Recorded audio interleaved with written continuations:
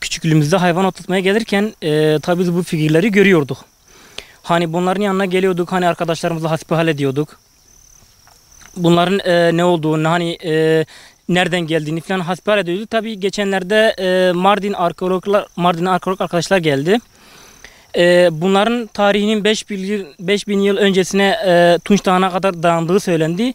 Tabi biz de herkesin olduğu gibi de merak içerisindeyiz. Hadi bizim köyümüzde tarihi ne kadara dayanıyor? Bu resimlerin tarihi ne kadara dayanıyor? Biz de merak ediyoruz. Bu resimlerin olduğuna göre daha eskiye dayanan şeyler de olabilir. Biz bunların gün yüzüne çıkartmasını yetkililerden talep ediyoruz.